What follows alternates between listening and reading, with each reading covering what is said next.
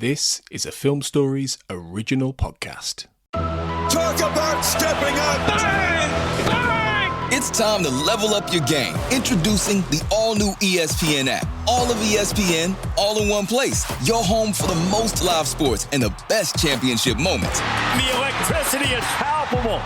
Step up your game with no annual contract required. It's the ultimate fan experience.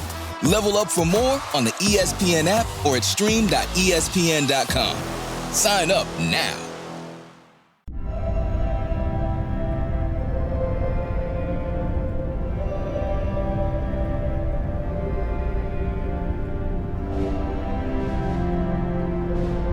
Hello, and welcome back to We Are Starfleet, a Star Trek Strange New Worlds podcast here on the Film Stories Podcast Network. I am your captain for today's show, Ian Buckley, and we are today continuing our coverage of the third season of Star Trek Strange New Worlds by discussing Episode 7, What is Starfleet? In this episode, we see Beto Ortegas' documentary, which follows the crew of the Enterprise as they undertake a mission to transport classified cargo to the Lutani, who are being invaded by an aggressive neighbor. When it turns out that this cargo transport isn't a simple aid mission, the crew put their lives on the line and their values to the test. This episode was written by Catherine Lynn and Alan B. McElroy and is directed by Sharon Lewis.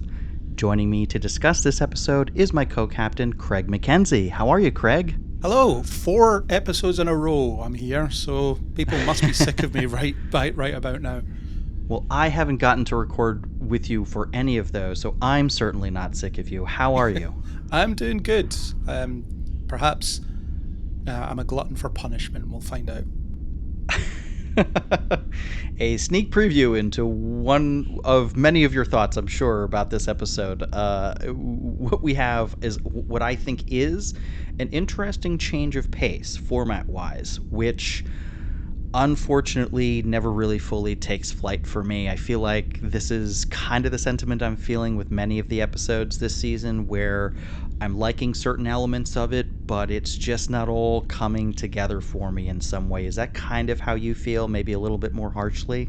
I'm definitely more harsh on it. I haven't really enjoyed this season at all, with the exception of the previous episode, which you can hear me talk about with Mike, and as cynical as that is as well, because it's one of those things where I enjoyed it because it's a well-constructed episode of television for what it is, but it's also not what the show should be doing. It shouldn't be the pre-school adventures of Kirk and his proto-crew. It should be the adventures of Pike and his crew, and it's just, that episode is not that.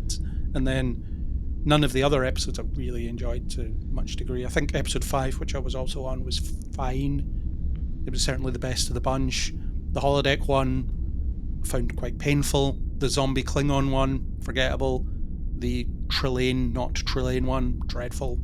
The return with the conclusion of the cliffhanger, completely forgettable, because it just doesn't do anything that hasn't been done before or anything interesting. So, yeah, this season, a dud as far as I'm concerned. I just don't know what they're playing at. Yeah, as we were discussing a little bit more off mic before we started, I'm certainly not as negative, but I have questions about the direction that they've taken the show. I think, you and I have both expressed a lot of trepidation around the fact that this is a 10-episode season after 2 years away, and more often than not, each week when we turn in, it's just the crew dicking around. and look, like, there is room for that in a series like what we had with DS9 or TNG, where you could have an episode and they could vary in quality. I think an excellent example of a kind of a one-off, sort of famous change of format a little bit is Data's Day, that we have in TNG, which is a fan favorite. That's a shaking up of the kind of traditional format of that show, and is a very much like a sort of standalone episode where you just sort of explore a character in a day in their life. And there's not universe-ending stakes. It's not that we need that every single episode or deadly serious material or themes to explore, but some would be nice. Some heightened stakes, some, opportunities to explore really cutting-edge sci-fi concepts and themes, and it feels like Star Trek, which used to be at the forefront of televised science fiction, is kind of playing it safe. And I think one of the most interesting things they do this week is this format change up where you have the episode essentially presented as the documentary that Beto Ortegas has produced in universe. I think that is an interesting idea that largely goes to waste this week. And they've been priming us for this shift in, I don't want to say format, because I don't think Strange New Worlds has a format that it can deviate from, but certainly in style. It has a distinct style that we can latch onto. We know what the show looks like week to week. But they've been setting us up for this. Episode 2, Beto turns up and he's like, I'm thinking about making a documentary. I'm trying to get it greenlit. And then in episode 5, he's shooting footage that he ultimately won't use, as it turns out, but he's gotten some access on the Enterprise and he's filming his footage. So basically they're telling us the documentary's coming. Although part of me thought, are they going to drop the ball on this actually quite compelling idea by, well, this is going to be his documentary, but we're not having it from his perspective in the 5th episode, because that episode seemed like it would be reasonably well set up to be a documentary, but obviously they don't do it. But I'm glad they actually do it here, because I've been advocating for a shift in style for a while, and not just on this show, and plenty of shows. I think that some of my favourite episodes of shows that I love are the ones that deviate from the standard template that they tend to follow, their standard formula. And I'm thinking of things like the Zeppo and Buffy, which is one I always refer to. It's what was Xander's getting up to? Well, there's basically a season finale happening in the background. You referred to Data's Day, or episodes like Lower Decks, where we're focusing on the people that you see in the background all the time. So when the senior officers wander into a meeting, you don't follow them. You don't know what's being said in there. So you're from the perspective of the people that are getting out of context orders and expecting to follow them. And it's a refreshing way to look at it, because you've never been in that position before. You've always understood the decisions because you were part of them being made. You were in the room while it happened, so to speak, but not in that episode. And there's other examples that aren't rushing immediately to mind, but changing style can reinvigorate something in different ways. In this case, it's supposed to give you a different perspective on Starfleet as an organisation and perhaps the crew of the Enterprise, which is a great idea. And the stylistic flourishes in terms of the way it's shot, great. I don't think it quite gets there. But yeah, I think Strange New Worlds could be doing some more interesting things with style. Because, well, we've got the screen life genre, which is relatively new. And the Enterprise is full of screens. So why not have an episode that is told entirely from the perspective of computer monitors? I think that's a great idea. Yeah, I think pushing form-wise this week is, more in line with what I think we're excited to see. But also to the point you were kind of alluding to earlier, if you don't establish a norm firmly, then deviating from it loses its impact. And, we've talked about how it feels like every week they're throwing something new at the screen to try and see what sticks with the audience. And I understand why you want to push things and try new things, but also, you gotta give us some, sort of fundamentals to latch onto, to hold onto. And I think we talked about before we started recording, we're 7 episodes through this 10-episode season, and have we just seen a regular mission? Just here's a briefing, here's what we're doing this week, here's the concept we're exploring, here's the themes we're exploring, this is the story. And that might sound boring and disinteresting. It doesn't have to be. That's just sort of a normal Star Trek episode. And I guess, on the one hand, we're getting strange and new, but also so much of the stuff that feels like it's a deviation from what is the expected norm feels like ground we've trod before. It feels like themes we've explored before. We'll talk about, what we think about this week's plot, but again, I feel like it's some familiar ground that we're trotting, and so it feels on the one hand like they want to try new things, but also haven't really been as thoughtful as they could be in what directions we want to explore and how we want to push these things and how we want to push forward storytelling beyond simple technique. And I'm waiting for the show to take flight in a way that this season for me so far it's just not doing. Yeah, well, after this, we've only got, 19 episodes left? Yeah. So there's not enough lot of Period. opportunity to... Like, of this series as a whole overall, which sounds crazy to say, but it's true. And, you know, I don't know.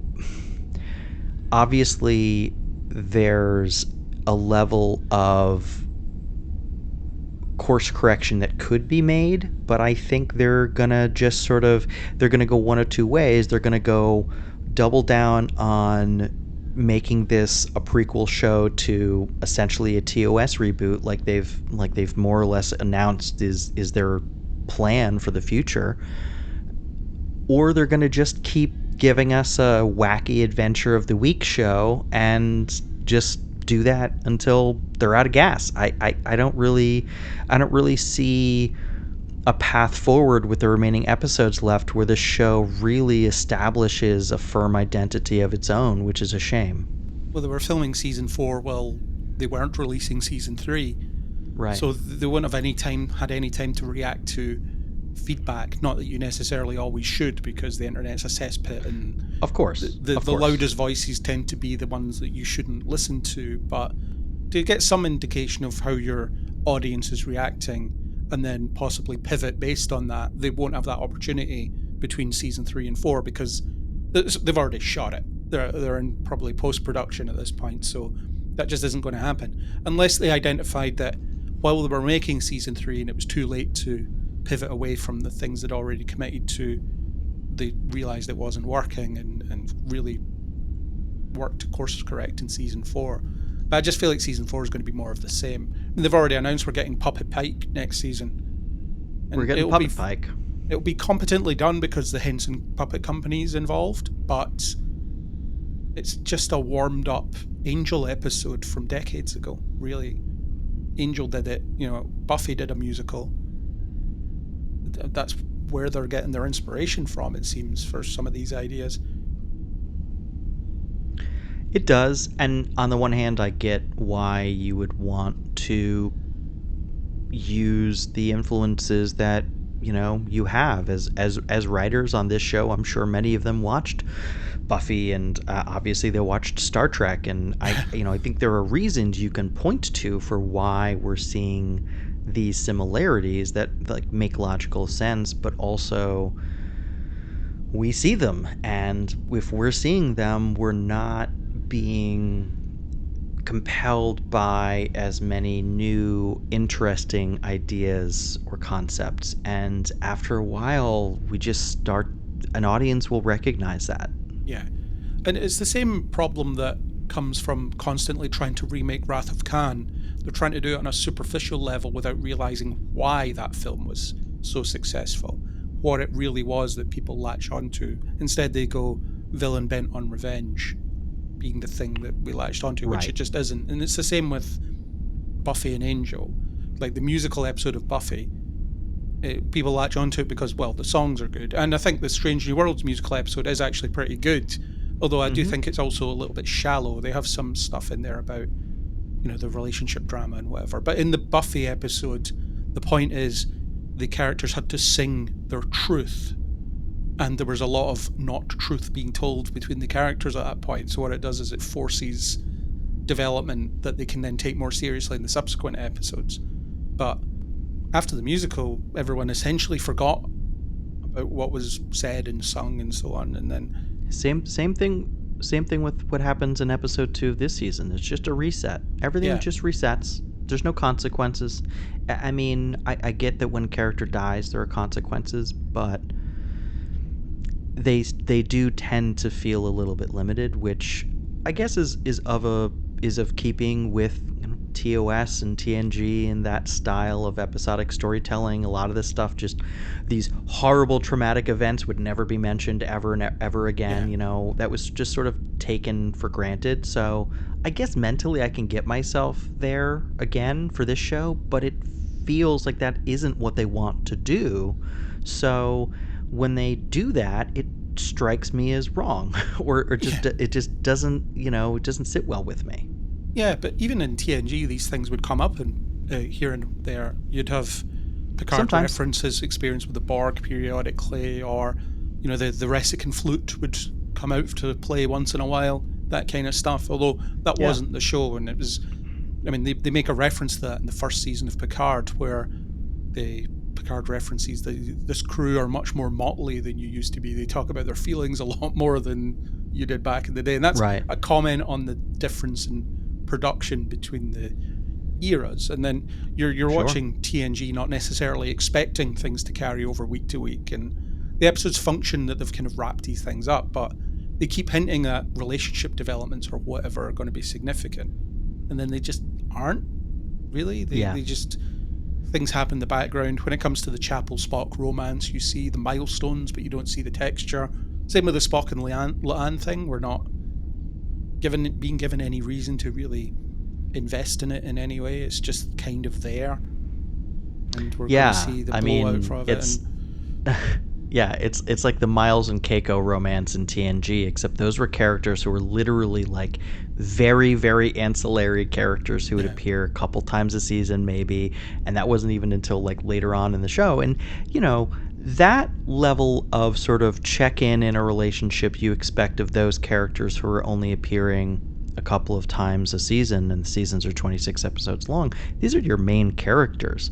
So when you are taking the same approach to revealing character and story, it does give us a bit of a hard time to really like dig into and relate to these characters and the feelings they're expressing, because we aren't seeing these relationships evolve naturally over time. We're just, like you said, catching the highlights, which feels weird when you're talking about these main characters, but it's also what happens when you've got a 10 episode a season structure. Like, this isn't a mini series. This is like a proper episodic television series, and so you're sort of wired to expect as an audience member these things to develop naturally over time, but they aren't given the time to do that. Yeah, I feel like it's a 26 episode season that we're only seeing 10 episodes of, and I've felt like that since season 1. It's things like, I'm really going to miss Chapel when she's gone, but we don't even see her gone for a single episode. She's back immediately. She's not gone for a single episode.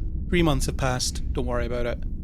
Well, why were we even bothered about it? And as I said to Mike when we were chatting about episode 5, that perhaps structurally a better place to reintroduce Chapel would have been that episode. The Enterprise goes on that assignment and, oh god, Chapel's there, and look what she's got, a new boyfriend.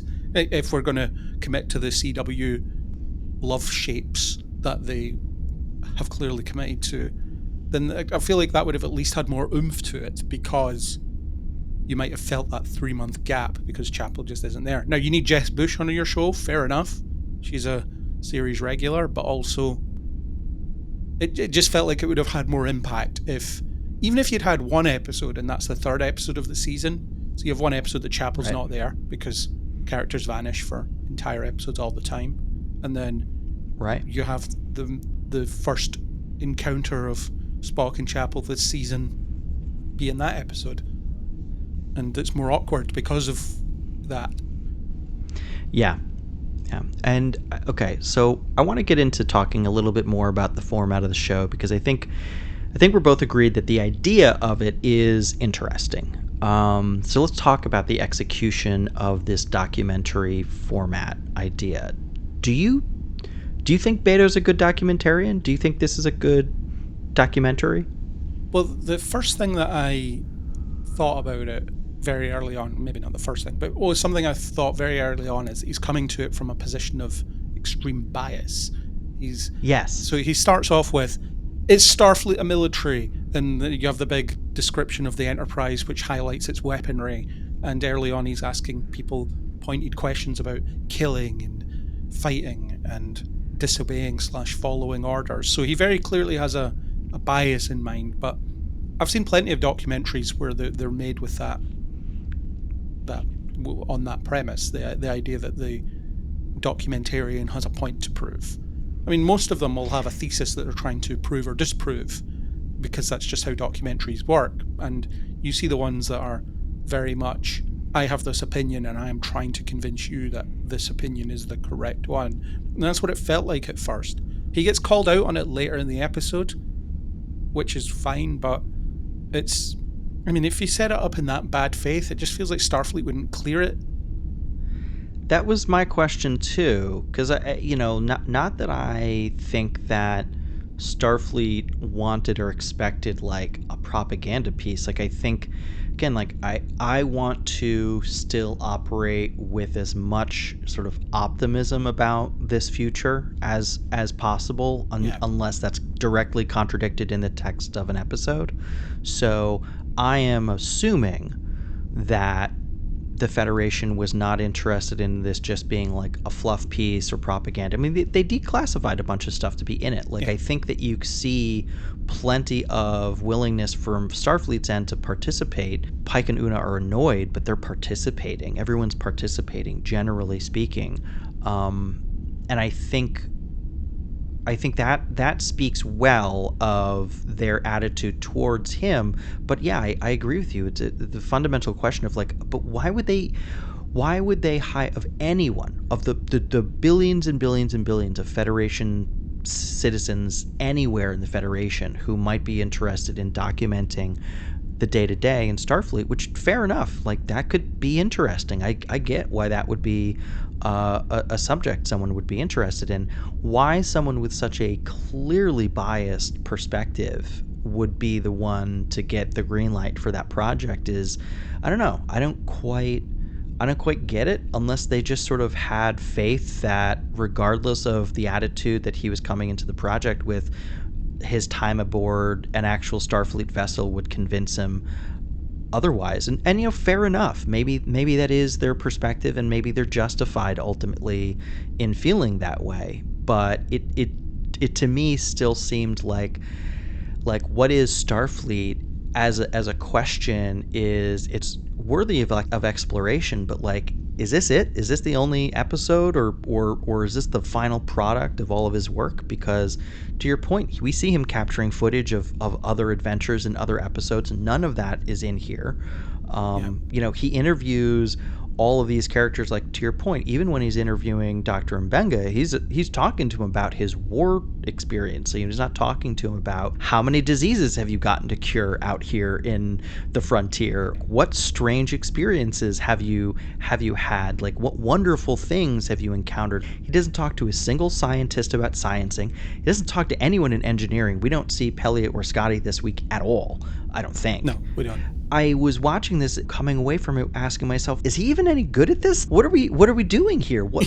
How well do you think anyone who watches this episode of either this show or the documentary itself, how well do you think anyone is going to be able to answer the question of what is Starfleet after watching this? Yeah, well, it might be down to nepotism because his sister serves on the ship, and in terms of the Federation / Starfleet greenlighting it, in terms of, well, maybe they'll convince him otherwise, because he's not just on a ship, he's on the ship. He's on the Enterprise. Yes, he's on the flagship. Yeah. The ship that was kept away from the Klingon War in order to preserve the best of them. And we get repeated reference to, we are the best of Starfleet on this ship. We're the cream of the crop. All the best guys are on this ship. Which, well, when you see some of the decisions they make, isn't necessarily true all of the time. But sure, they are very well regarded as a serving crew, fine. But yeah, I got the sense that Beto isn't great at his job, and you get this half-baked explanation about you're upset that your sister got hurt, so you want to prove that Starfleet sucks. For what purpose exactly? Like, what clout is this documentary going to have? I imagine it would have to be, be run by someone at Starfleet Command before it's allowed to be released. So if he does this this hit piece and submits it to Admiral April, say, he's going to be like, I'm not releasing this. This is garbage. Yeah. Yeah, it's possible that there's some truth to that underlying, just sort of baseline emotional frustration with Starfleet. But as far as motivating him to come out with something that's like critical of Starfleet, it seems a little flimsy. Yeah. I agree. And his questions reach their sharpest point when it's revealed that their mission is not to transport cargo, it's to transport a weapon. I don't even know at this point whether they have learned the full extent of what this. It's a creature. It's a sentient creature. It turns out that has been weaponized by the side in the war who are the victims, but they are in their desperation turning to extraordinarily unethical means to defend themselves, which is a thing worth exploring in a Star Trek story. I think because we're so locked into this is the format of this episode, this is how we're telling the story, we don't actually get as much exploration of those themes as we maybe could have in a more traditional Star Trek story, ironically, this week. But his point about, you're transporting weapons, it's like, but they go out of their way to establish that the people who are developing this weapon, and I'm not defending that part of it, are not the aggressors. It is not difficult to see like the parallels between Russia and Ukraine, for example. It feels like this guy is arguing like against the concept of, forget the specifics of this particular case, but it has a problem with the concept that the Federation might provide lethal aid to a planet that's being invaded. I don't know that that's necessarily the argument you want to be making, guy. I don't really think that that's necessarily the thing that should make you accuse the Federation of acting like colonizers. Like, that's some loaded language. That is a big accusation. And I don't think that the actions we see in this episode, I don't think he just does enough work to establish that is how the Federation should be viewed in this circumstance. And he misses a very important point that would support his Starfleet are a military thesis as well. Because if you have this, they're given orders that they have to follow, and any questions that Pike asks, he just gets told that's classified, everything's on a need-to-know basis. And then they get into the situation and they learn information that would have been very useful to them before getting into that situation. So the weaponized creature. And how many times do you hear about from ex-military people or currently serving military people? Sometimes you go into a situation and you're not told the full story, and you learn the full story when you get there, and it completely changes the way that you think about that situation and approach it. So you have an example of a quasi-military organization giving them very little information, and that causing problems because they aren't prepared for what they're about to face. You could bring that up as part of your documentary of, well, military organizations have been doing this for centuries. So far, Starfleet don't seem to be any different. I'm fine with the fact that ultimately they end on, once the new information is learned and once the full situation is understood, the Enterprise, with the backing of Starfleet at the end, changes course. They change the plan. They do the right thing in the circumstance once the information is presented to them. And so I do, and that's obviously all in the documentary too. And so I do think what they're going for is what we were saying, where it's the story of this guy who's coming in with this biased perspective. He's got an agenda. He's got a story about the Federation, about Starfleet that he's trying to tell.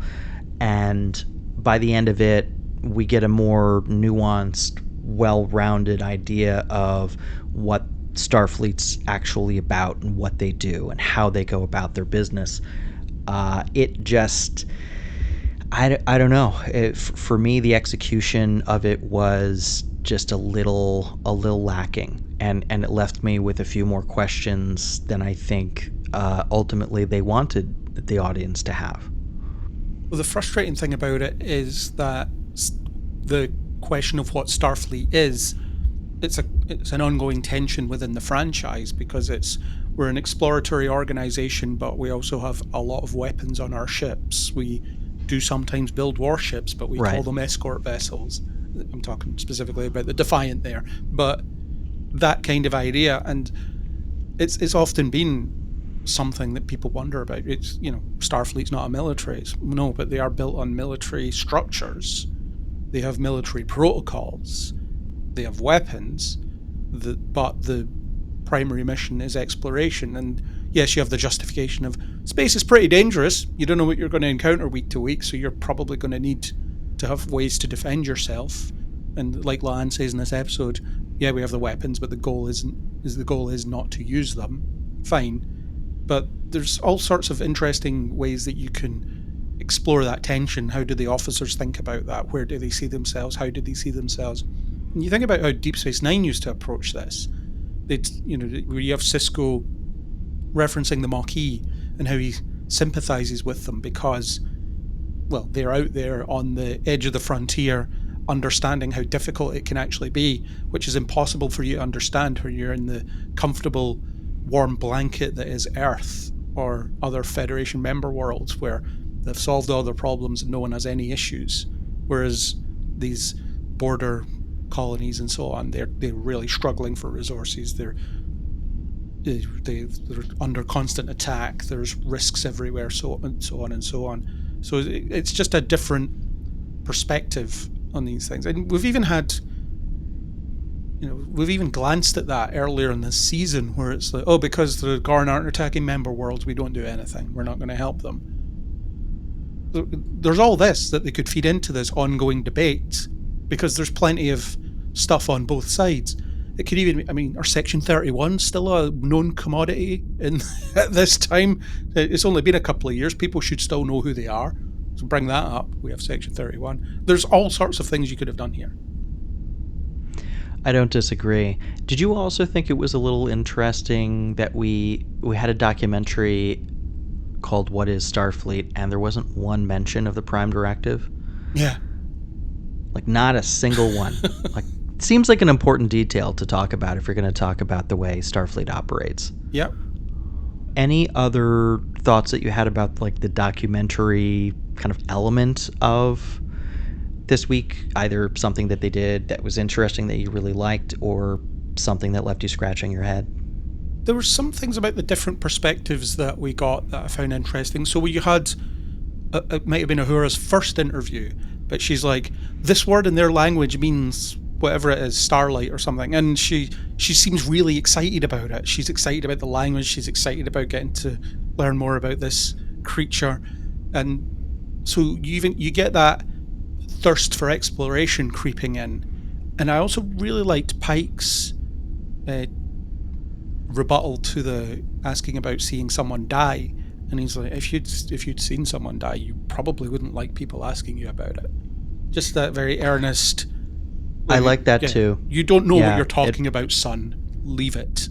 It felt very earnest and authentic, and coming from a real place of lived experience, speaking to also earnest, and yes, coming from an understandable perspective, wanting to ask questions about these things. I mean, especially you imagine like you are the captain of the most powerful starship in the Federation. Like there are obligations that you have, there are responsibilities that you have that very few people in the entire history of humanity have had to face. That means there are going to be really interesting questions to ask of you. And so I imagine Pike's frustration at being asked about this sort of almost this base thing, like this element of his job that is probably the most painful and most difficult to face and most personal to face, and to have him say it's something that changes you fundamentally as a person the very first time that it happens to you, and it's happened to me countless times, and I guarantee you, if and when it happens to you, you will not want to answer questions about it either.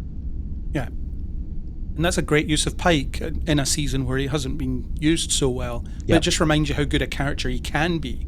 And even the way he's in command in this episode, that's the Pike that I want to see every week. Right. The one who's reacting to a situation, trying to find the best way forward. I love that tension where Uhura's like, me and Spock have been working on this way to communicate with the creature. And it's just going to take a little time. And Pike's like, we have our orders. There's no time. Sorry. And then they get forced into trying it her way anyway because of circumstance, which is a little bit toothless because they're not following through on this. Sorry, orders are orders and we have to proceed whether we like it or not.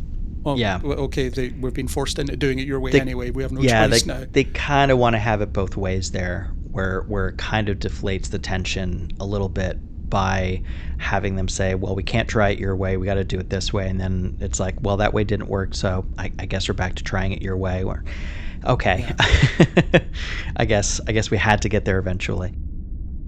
Celia Rose Gooding's, Uhura's through line this week was probably the most effective single element for me. Like, I thought her enthusiasm early on was infectious and in keeping with the character, and it highlighted their role as explorers and as people who are not out there trying to make trouble, but are instead out there trying to better understand the galaxy and to make it a better place for everyone else too. And when she is confronted by the reality of the situation, she continues to be her best self and live her Starfleet values and be proud of them. And when she realizes that Beto has like an agenda with this documentary, she's the one to call him out. And I think that throughout she is the kind of, answer to the question of what is Starfleet, or more specifically, who is Starfleet. She really embodies that this week more so than I think any of the characters, except for, we get a couple of good moments with particularly the one we talked about with Pike just now. But I think her through line was the highlight for me. Certainly the element of this week's episode that I clicked with the most on a kind of character and emotional level. Yeah, and a lot of the other stuff I liked were the stylistic things, in terms of just the modernization of the projection of the modernization of Star Trek technology. So you have every station on the bridge has its own camera feed.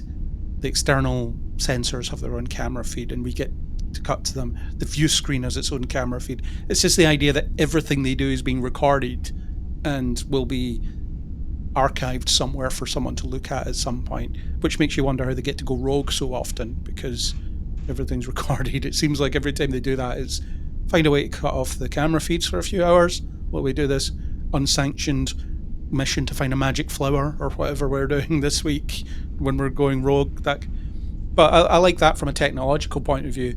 And then even just the voyeuristic touches where you have him, behind a table or whatever, listening in on the briefings that are being had, or the conversations that are being had, and the sound is low and muffled, it giving you that he's not supposed to be there, and this, he doesn't have permission to be there quality. Although it reminded me a lot of these Netflix documentaries that feel very amateur hour, where they ambush someone in the street and ask them questions to try and further their point. I've seen a few of those, but if that's what they were trying to bring across, then fine. I'm just not convinced they were trying to bring across that he's not doing this in good faith, and that's why he's sneaking into the ready room to listen to Pike and Una's conversation and things like that. Yeah, well, he would not have gotten permission because those were classified briefings, and that's why, another detail I did like was I liked how Starfleet's side of that conversation was redacted. So, Starfleet could maintain plausible deniability about any actual things that were said to Pike and Una in these briefings, but their replies, they had no problem keeping those in. Yeah. Yeah, because all Pike was saying was, okay, we have to do this, fine. Yeah, get it done. Right. All right, yeah. We'll do it. Fine. Yes. It's impossible to infer exactly what is being said there. Yeah.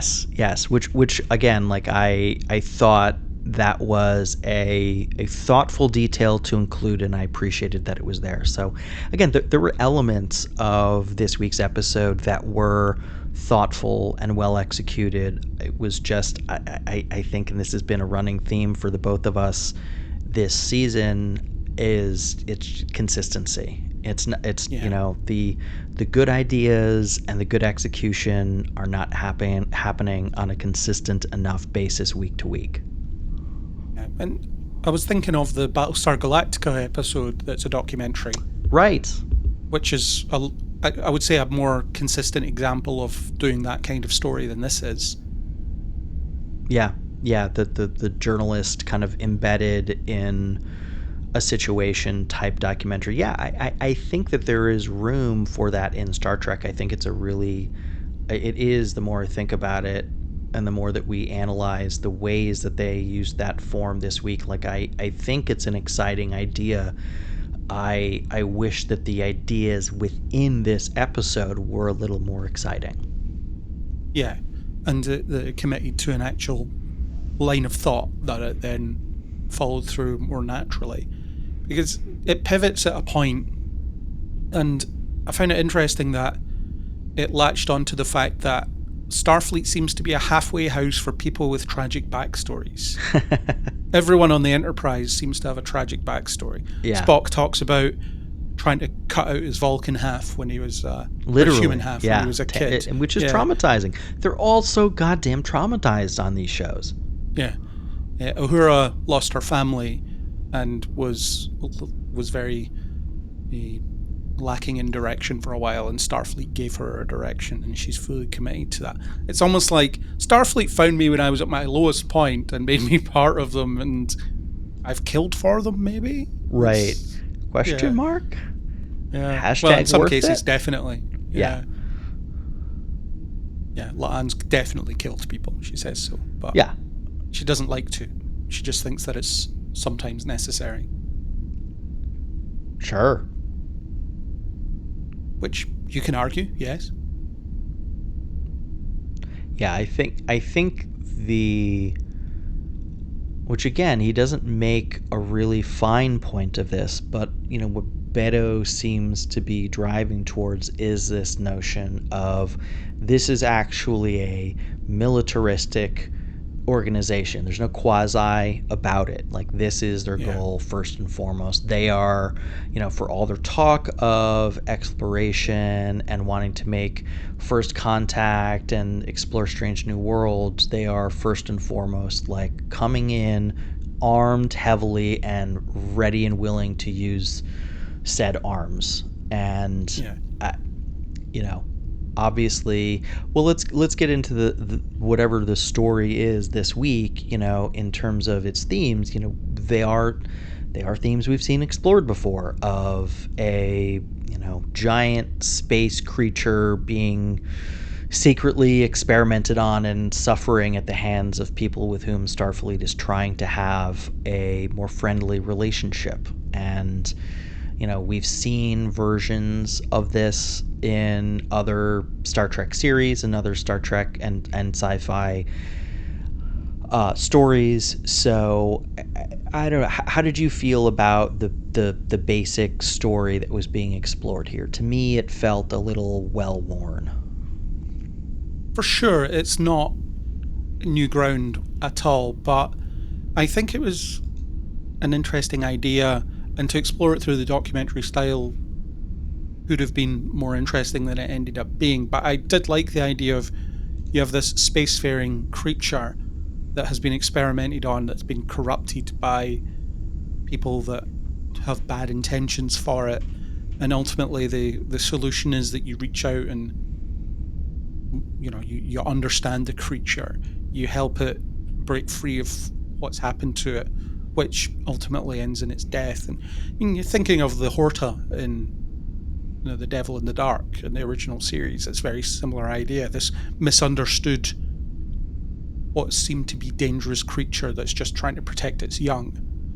And ultimately they reach an understanding, and then, oh look, this mining operation is going to get way better because the Horta are just going to tunnel, because that's what they do and they love it. So Right. everybody wins. Everybody wins. Yeah. Yeah, and like TNG does it a couple of times to an extent with like the Farpoint alien and even the crystalline entity when they bring it back, and it's not what people assumed based on its destructive potential.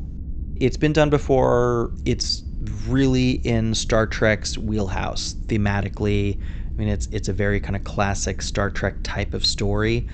I think the only real innovation was the form, though, this week, and it didn't feel like enough of an iteration on the basic idea for me to feel like, and look, maybe if everything else about the episode was working really, really well, I wouldn't hone in on this, but to me it just felt a little bit too much like been there, done that, and we're not doing enough different with it this time. We're just kind of shooting it through this different kind of storytelling lens, and it's interesting. It's just for me it wasn't interesting enough. Yeah, well, I've said before that Strange New Worlds iterates on Star Trek rather than innovates Star Trek, and I think very much at play here. Yeah, this episode, certainly the basic story of it, that's really very true. It plays out exactly as you think it will. They think it's a dangerous creature. They realize that it's not. They reason with it, and it goes the way that it goes. And well, I think it's a tragic end, sure, that it has to fly into the sun and kill itself because it's been corrupted so fully that it just can't live like that anymore. Right. And they really play up the tragedy of that by having the entire crew watch it as it slowly flies into the sun. They even drop the documentary style for a moment in that, where they cut to, I think it's the galley, and Beto's in there as well, and it cuts to just traditional camera work for the show rather than his drone or whatever it is flying around. Yeah, it seemed to be a more traditional shot and not his drone. Yeah, I'm not sure why that choice was made for that moment. Is it supposed to signify that Beto is on their wavelength now? Or is it just they couldn't get the drone shot the way they wanted it or something? I don't know. But you could see it as he understands them now, so therefore we're back to more traditional filming. But then they go back to the documentary style a second later, so it's not making that point. And there just seems to be no command of craft in that respect, and it's weird because Star Trek has never looked better, but it's never been more shallow as well. Can you imagine these effects, these set designs, all this production on a really well-written Star Trek show? Because it would be unstoppable, wouldn't it? Because it would just be the cream of television. I know. It's hard to imagine there being if we had just gotten a couple of different pieces in place, a couple of different creatives in place relatively early on, we could be talking about a very different landscape for Star Trek in 2025. And instead, this is what we have. And I'm grateful for the good bits that we do get, but it also is hard to ignore the sense of missed opportunity that they've had with a lot of these shows. And even within these episodes, this week it seemed like they were more interested in telling the story of this documentary being made, but I think they could have gone a step further. And I shouldn't assume. I haven't looked into Sharon Lewis's background. I don't know whether she has any documentary in her background, so maybe they did hire a documentarian or someone with experience to shoot this episode and we just don't like it that much. Fair enough. But if she doesn't have documentary experience, I think it was a missed opportunity for them to say, like, look, if we're going to take this concept seriously, like, let's hire someone who makes documentaries, like, as a form. Let's hire someone who has mastered that form and let them play in our universe for a little while and see what they can do. Yeah, for sure. And maybe you just don't have the show or the episode about the misunderstood, perhaps dangerous animal as your documentary episode, because the fact that you're making a documentary is more than enough. And you could have more banal, mundane missions, or you you have them, or you have a mission that seems mundane, but becomes a bit more. Data's Day, for example, it becomes that Vulcan defector. Yeah, that's right, the spy. Yeah. Or Lower Decks again, where Sito ends up dying at the end of the episode. Spoilers for a decades-old episode of TNG, but it suddenly gets a bit more real, and that's the point, right? These young ensigns are fretting about, am I going to get promoted, or is Riker going to notice me? And then suddenly they're thrust into the reality of the service that they're a part of. It's, we're going to lose people. Oh no, that suddenly makes the fact that I want to make Lieutenant a little less important to me. So you could have some things like that. You could have this is a pretty standard mission where, I don't know, we're charting a nebula cluster or whatever. We've got a bit of time to kill. There's plenty of time for the crew to do interviews during this mission, and then something happens and Beto gets to see them react under real pressure. Meanwhile, he's asking his weird questions about, so how many people have you killed, Dr. Mbenga? Let's talk about your redacted military record. All right. Anything else about this episode in particular that you want to touch on? I think I am through my notes. There seems to be something about Ortegas' backstory that I've either forgotten or we've never been told.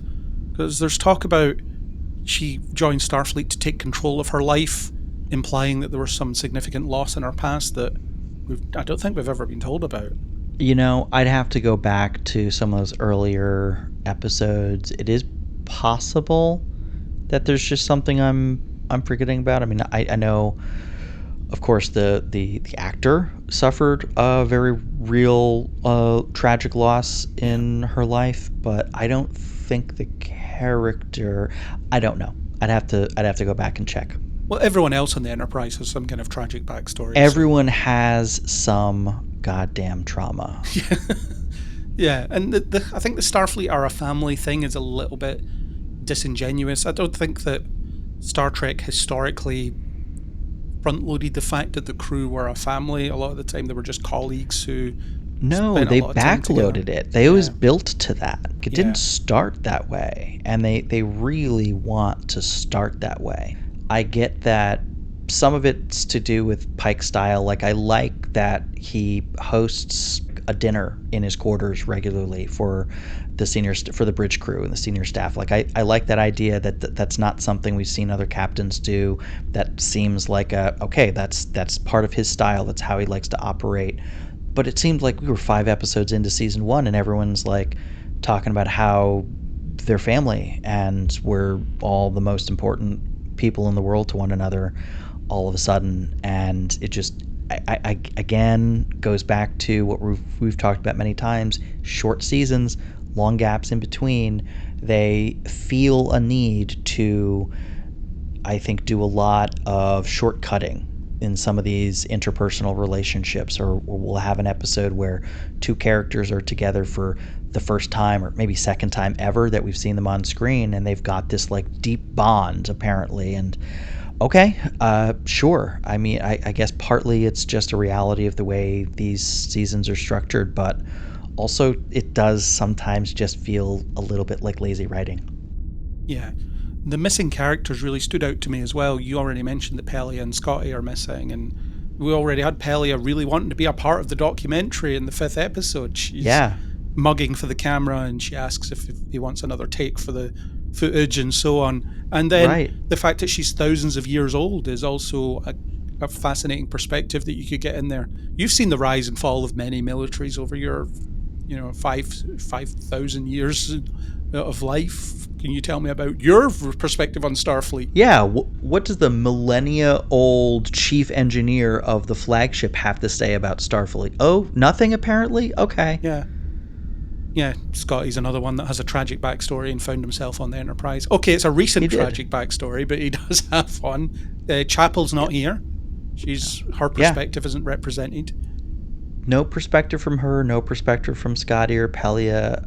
If this is it as far as the documentary, strange decision, especially since you've taken screen time in previous episodes to have him be shooting his documentary in the scenes.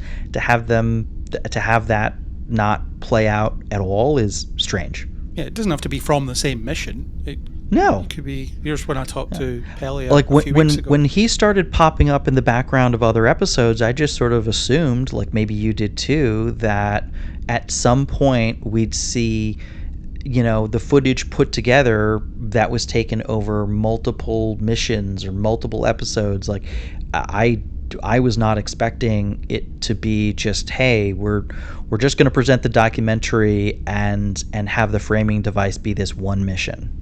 Yeah. But I do like that the writers of this episode seem to get a grasp of who Pike should be as a captain. Yeah. Because when he's on the bridge, I'm like, this wasn't the guy in the first episode of the season. This is your experienced, decisive, and taking no nonsense captain. And okay, he's not calling out any of his crew. Well, he does shoot down Uhura for saying, I think we can reach out to this creature, and he's like, well, we don't have time, sorry, we're going to do this instead.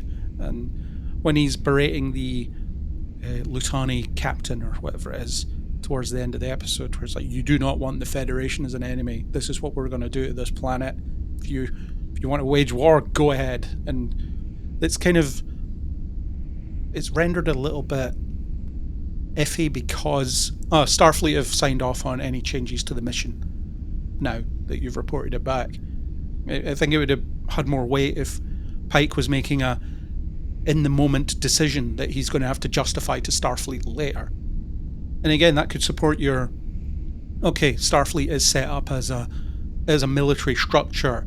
There are captains, lieutenants, protocols, etc. But the people out there making the choices, they have their head and heart in the right place when it comes to the decisions that they're making. Right. Yeah. All right. Anything else you want to touch on? No, the problem is there's a lot of little bits to dig into here, but there's not a ton of depth or consistency, which makes it really difficult to approach it as a whole piece. That's fair. Yeah, I know there's a lot of little nits that we can pick, and obviously there are probably other little things that we both enjoyed that we could highlight, but we've given people a good sense of how we feel about this episode. And like we were saying, unfortunately there's not a ton of hidden depth, and I wish that there was just a little bit more, or a lot more, meat for us to really sink our teeth into and discuss. But I think we've done a pretty good job picking apart what's there. Yeah. I just have to cohere that into a written review at some point as well, which I've started, but it's going to be... I was finding it difficult. Well, your reviews are famously extremely thorough, so I'm not surprised you're struggling a little bit with this one, because how deep can you go? Yeah, well, I'll give it a try. I know you will. And thank you for joining me yet again, Craig. Pleasure. Where can folks find you online? So mostly you can find me on Kneel Before Blog, so that's kneelbeforeblog.co.uk, Facebook, Twitter, Blue Sky. It's on there. You can follow it, and on there I'm writing reviews of every episode of Strange New Worlds. I've done reviews of Superman and the Fantastic Four. The podcast for Superman is out.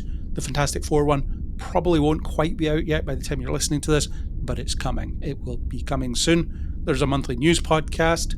There are interviews sometimes. There will be hopefully coverage of the, as we record, upcoming Edinburgh Film Festival, because I'll be dividing my time by running around and watching films and trying to write about them and do bits and pieces.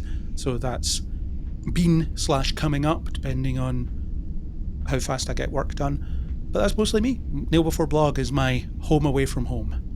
Fantastic. Well, thank you all for joining us for another episode, and please remember we are part of the Film Stories podcast network. Please subscribe to We Are Starfleet and give us a rating and review on Apple Podcasts, Spotify, or your podcatcher of choice. And if you want to help us out, we would love for you to connect with us on Blue Sky at starfleetpod.bluesky.social. You can also follow us on Instagram at starfleetpod. You can find all our links at beacons.ai/wearestarfleet. Until next time, hit it.